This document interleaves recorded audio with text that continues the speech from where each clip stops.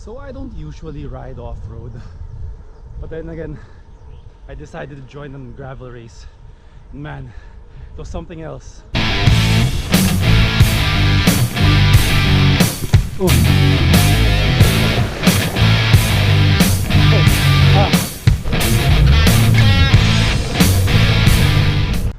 I like the concept of riding your bike without any cars, especially because I've got a gravel bike now. It's an Enigma Escape Mark II. Pretty capable for a lot of gravel routes, even mountain bike routes. So I plan on putting it to the test at the Philippine Cycling Festival or gravel race. I don't ride trails that often, but for this race my training grounds for the trail was this.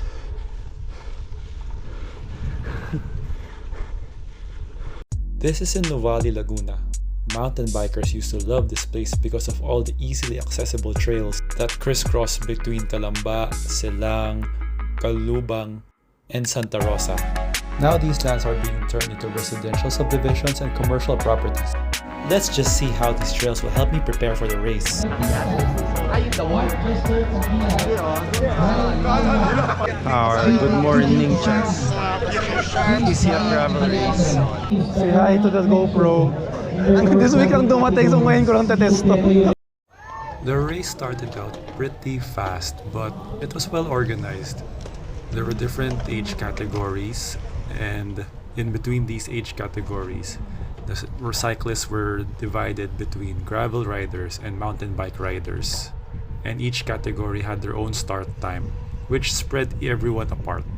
This made me feel like I was just competing against other riders within my category, which was the 30 to 39 gravel riders. Around the 4th and 5th kilometer, a peloton started to form, and this allowed me to just coast behind other riders. Drafting behind the other riders was exactly what I wanted at the start, because I wanted to save some energy before the lahar or sandy sections coming up front. I wasn't able to join any track leads, so I just watched YouTube videos and asked questions from friends who were able to do some track leads. And all of them said that we should watch out for the deep sandy sections. These sections were hard for me to prepare for because there aren't any sandy trails near where I live. Here we're about to turn into our first off-road section, which had deep sand, and I just had to play it by ear. Looking at this now, you'll see that it's really far from the trails or, well, road shoulders I'm used to riding on here near where I live. So I had to slow down, pick lines, adjust my gearing, and just try to play it safe and try not to crash.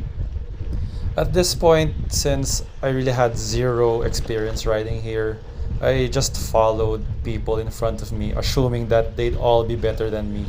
And I think that strategy worked after getting out of there, falling down only once. I picked the wrong line, I wasn't able to adjust my gearing, and I fell to my side, and luckily the sand was kinda deep so it absorbed my impact. So after that kind of steep road climb, we were treated to this nice little descent on this trail, which was pretty bumpy. This was the first part that actually made me want to have ridden this on a mountain bike because of all of the rocks, and we really had to pick our lines on our gravel bikes here. But it was still fun. I liked the challenge. It kept me on my toes literally because I was standing since my bike had zero suspension, and I even forgot to bring my gloves. Following that very bumpy downhill, we got through this nice segment of a fire road or dirt road passing through what looked like sugarcane or rice fields. And I liked this segment. The sun was not that hot yet, it was just around 7 a.m. There was a golden shine on the fields. The road was flat and we were just having a nice pace. It wasn't a struggle yet. So I like this part, It looked like a proper gravel race route because most of the other parts were pretty technical, as you'll see later. This was the second river crossing. I'd say that this was the first more technical part because it was in water and the rocks were kind of big and we had to quickly adjust our gearing just to be able to cross. It wasn't that long, it was more of like just got your shoes wet, just got your gears wet. but it was a nice experience for someone like me. This was another section that I liked. It was a field right next to a banana plantation. I guess I'll just let the music play you in and enjoy the view.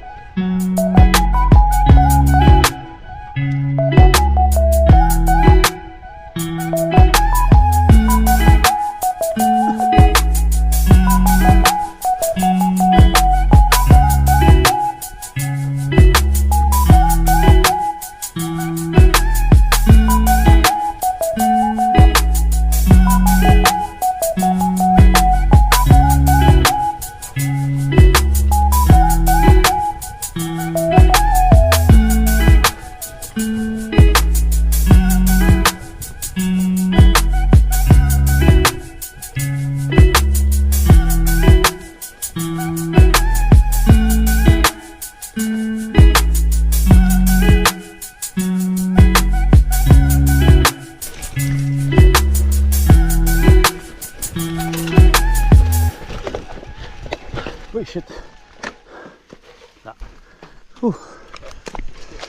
Well, that was a good run.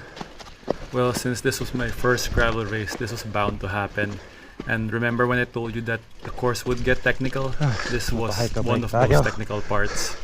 A lot of riders ended up walking this trail. It was pretty steep, rocky, and it was hard to find lines, especially when you got caught behind other riders who were also walking. But I guess that's just part of the ride. I have this friend who mountain bikes and gravel bikes, and he says that when he wants to have a more exciting ride on the trail, he chooses a gravel bike. And I guess for me and a lot of other riders from this race would probably agree that riding a gravel bike on this route was too exciting. But that's also part of the thrill and the appeal of a gravel race. If you just fall down, make sure you're safe, pick yourself back up, clip in, and just continue riding.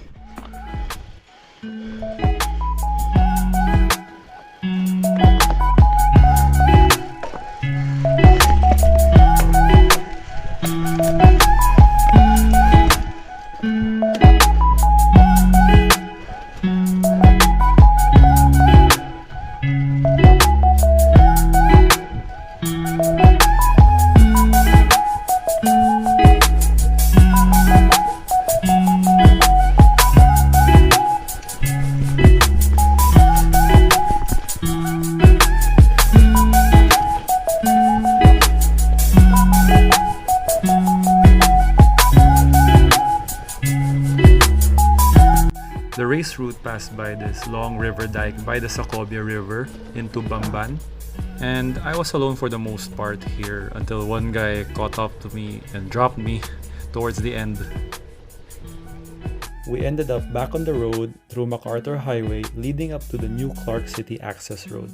This long paved segment stretched for about 10 kilometers or so, long enough to think that it was added just to add more length to the route. After New Clark City, I got caught by the strong group of MTB riders from an older age group. I tried to hang on to them, but they were just too strong on both this paved segment and eventually back on the off-road segments. And yeah, this is where I just said bye-bye. Maraming. Oh, doon. At around kilometer 60, we got to the major climb of this race, called Batiawan Mountain Top. The gradients here reached up to around 10%. It felt like I was going up Refpal, a famous climb near my house. Towards the first peak, there was this group of kids cheering all the riders. It looked like this was their home climb.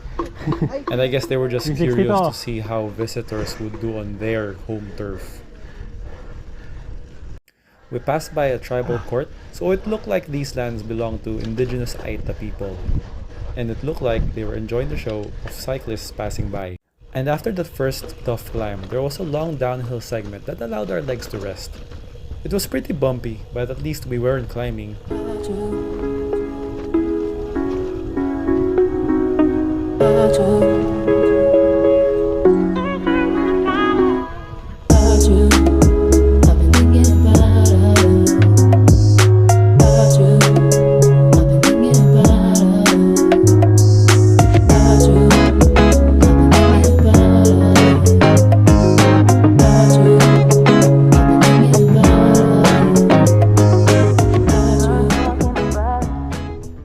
One thing I really liked about this race was the abundance of race marshals. They were at every important junction, guiding riders to the right direction.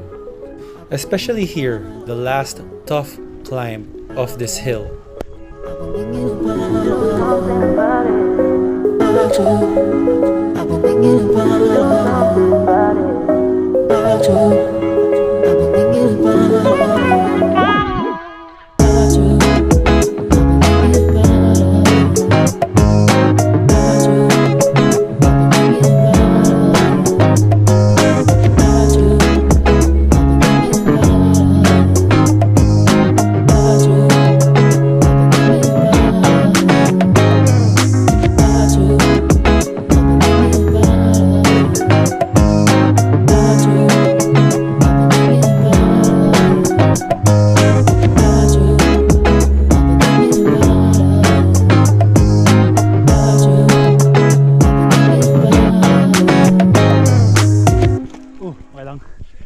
Okay lang.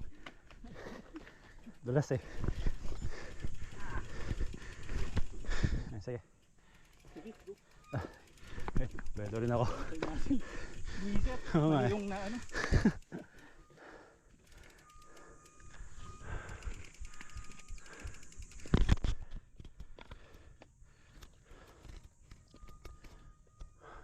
I went ahead of him because it looked like he had more problems with his bike. Viewpoint na to. This was towards the top of the climb. On the left was a nice viewpoint. It looked like a cafe and a nice place to stop. But it was closed and this was a race. This was another viewpoint and it looked open. But I was headed towards the descent and I wanted to enjoy this through and through.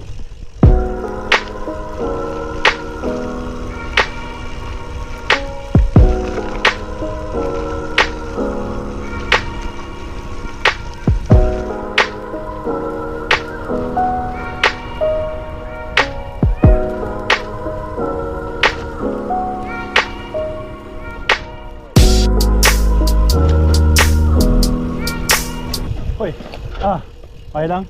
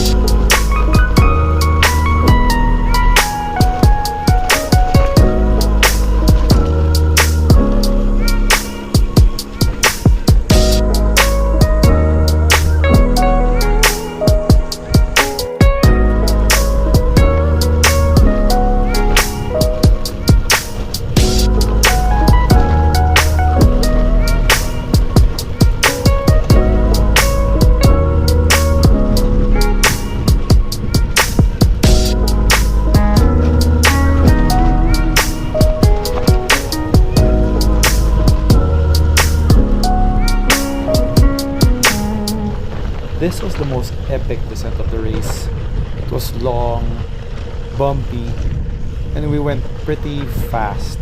And I was at the back of a 4-man group getting dust in my face, so I had to slow down just so I could see my lines. This segment looked like to be a road under construction connecting Clark to New Clark City. Construction material was all around. The road was extra dry. It looks paved and smooth because of all the equipment that passes through here, but trust me, it wasn't. I showed this clip to a friend and he told me that I was doing death grips on my handlebars.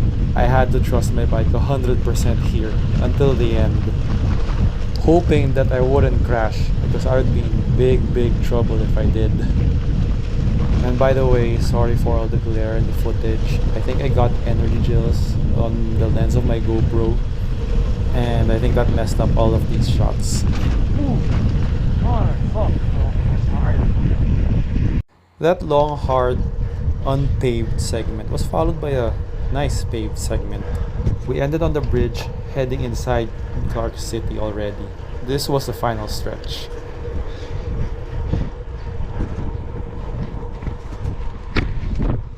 So, di talaga ako MTB o gravel rider. Mas roady talaga ako, pero pagkatapos ito unang gravel race, grabe, saludo ako sa mga nag-MTB tsaka nag-gravel. Whew!